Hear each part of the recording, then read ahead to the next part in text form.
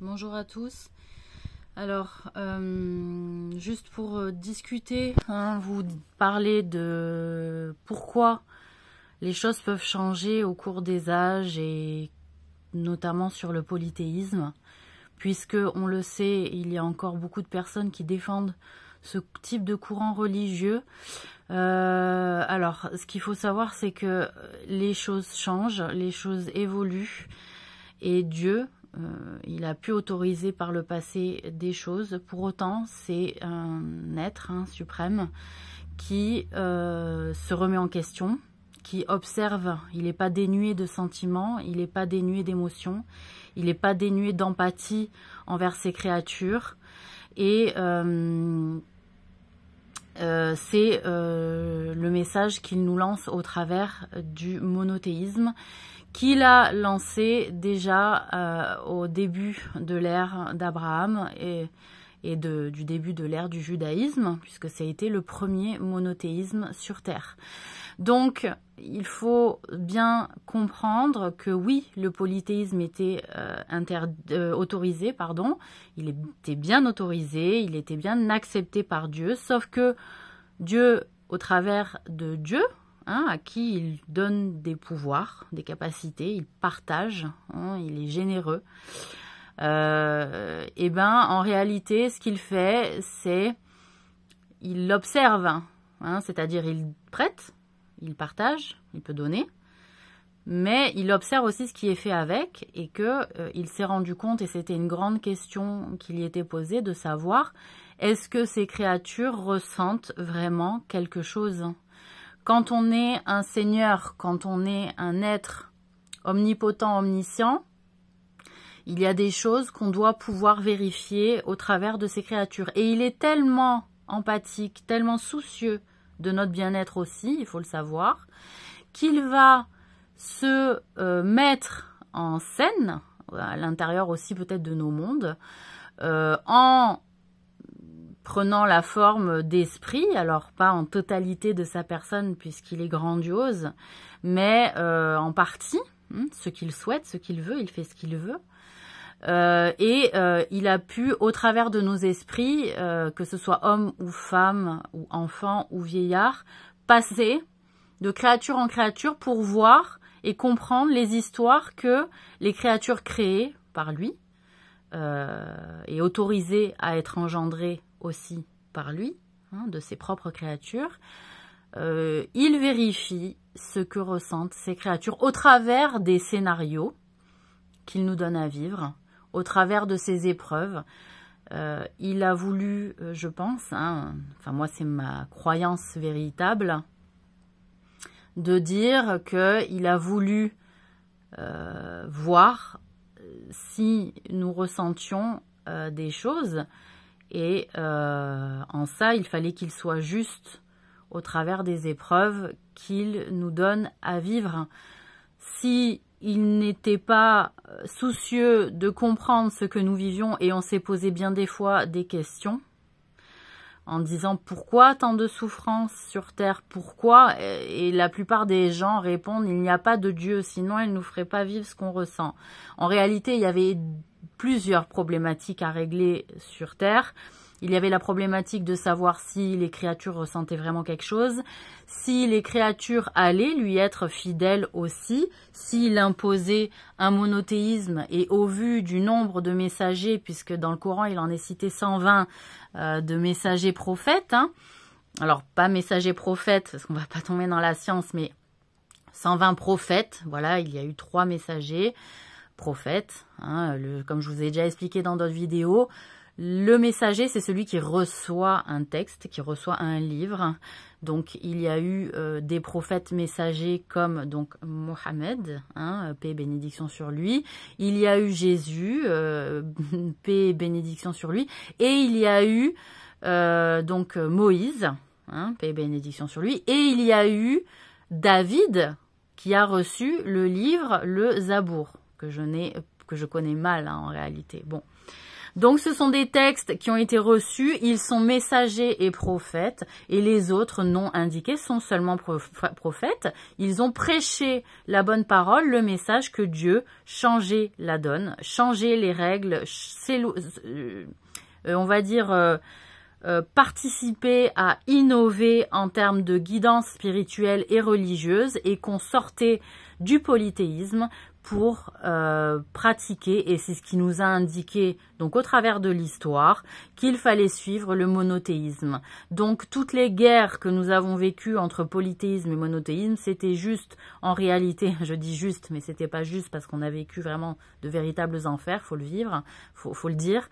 En réalité, nous avons vécu des choses innommables en termes de souffrance. Pourquoi? Parce que des visions se sont confrontées en disant qu'il n'est pas possible que Dieu change des choses qui sont ancestrales de cette manière-là.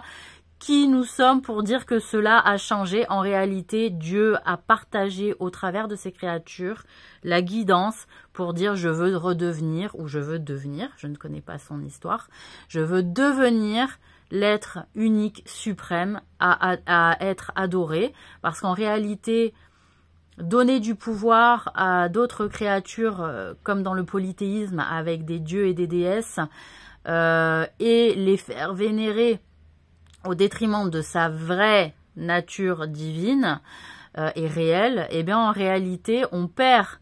C'est sûrement ce qu'il a peut-être compris, je sais pas, hein, que Dieu me pardonne, mais il a peut-être compris que donner du pouvoir à d'autres qui n'en sont pas réellement capables de gérer et de transformer, et parce qu'ils sont pas omnipotents, ils sont pas omniscients, et que même s'il y a des pouvoirs et de belles capacités partagées à d'autres, en réalité elles ne sont pas complètes, elles ne sont pas totales, et tout ne peut pas être vérifié et ordonné selon l'ordre magnifique et splendide du cosmos et de notre nature cosmologique, je peux pas le dire, je sais pas comment on le dit, cosmologique, moi je dirais, mais enfin bon. Voilà.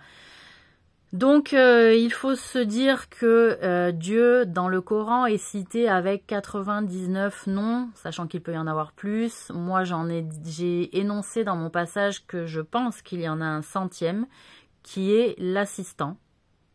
C'est ce que, lors de mon passage, j'ai compris.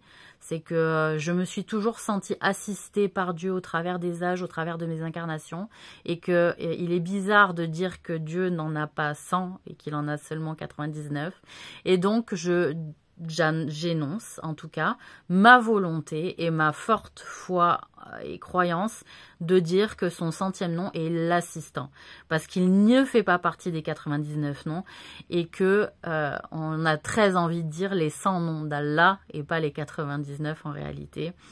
Donc, El-Moussaïd, je sais pas comment on dit, s'il y a la ou pas, mais, ou El-Moussaïd, je sais pas, je crois pas, j'en sais rien.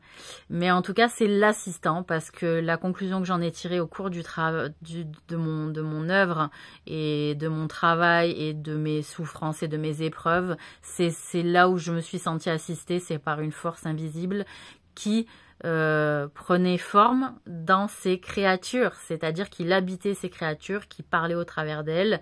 Et je pense qu'on est beaucoup de croyants de toutes les croyances à avoir vécu.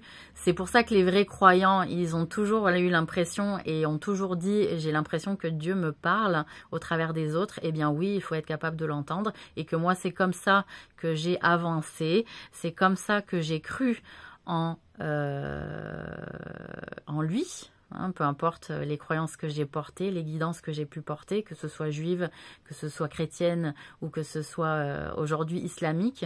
En tout cas, j'ai toujours suivi son fil conducteur et me suis toujours pliée à ses exigences de changement par rapport à la réalité qu'il a observée, par rapport au changement aussi qui était fait au travers de notre travail en tant qu'humain, puisque Nous nous sommes battus, nous nous sommes positionnés, nous avons fait des choix qui a fait que lui aussi, ça l'a fait grandir. Il s'est rendu compte, je pense, hein, que Dieu me pardonne si je me trompe, mais il s'est rendu compte que notre œuvre en tant que créature humaine agissait aussi sur sa conscience, agissait aussi sur lui donnait des réponses sur les questions qui pouvaient se poser sur notre nature et sur notre forme.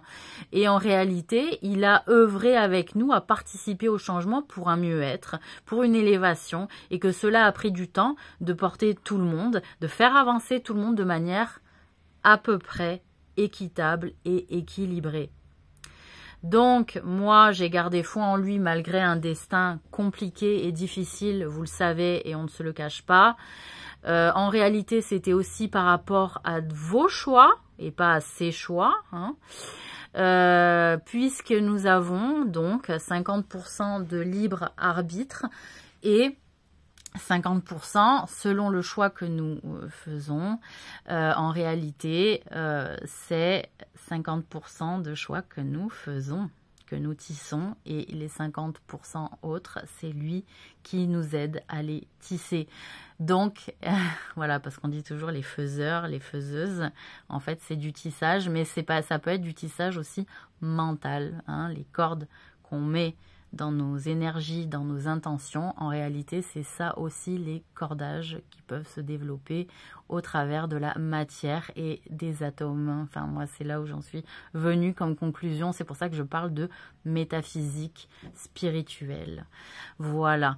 Et qu'est-ce que je voulais dire aussi, ça fait quand même beaucoup de bien de voir que notre Créateur s'inquiète de nous, qu'il nous donne la réponse, que sa réponse c'était qu'il voulait le bien pour nous, il voulait pas le mal, il voulait pas nous rendre fous. Donc ça, il va falloir vraiment l'acter dans votre manière d'analyser la réalité, hein, malheureusement, parce que les diables sont toujours là. Et qu'il a été déjà assez complexe pour beaucoup d'entre nous de faire la part des choses et de survivre, et que bien que d'anciens ou de Dieu soient toujours dans la nature, on va dire, de se porter dans le mal en disant on aime bien aussi la complexité du mal, ça peut être aussi intéressant, eh bien on est arrivé au bout de ce système-là, et là, il va falloir vraiment œuvrer pour le bien, parce que on a des choses à découvrir, on a des choses à mettre en place, et qu'on a beaucoup fait de surplace au nom aussi de la complexité de ce mal qui a une visée, hein, qui a quand même une portée plus courte que le bien. Moi, c'est quelque chose que j'ai constaté au cours de mon expérience. Voilà, le mal a une courte portée, alors que le bien a une portée infinie. C'est ce que j'ai constaté. Voilà. Donc Dieu est vivant, Dieu nous observe, Dieu a voulu créer du changement, et cela est passé par la parole des prophètes comme message à envoyer aux hommes pour dire fin des méthodes ancestrales, fin des sacrifices humains, fin du polythéisme, on sacrifie des bêtes, point barre. Voilà. Donc, je vous remercie de votre attention et vous souhaite une bonne fin de semaine et un bon week-end.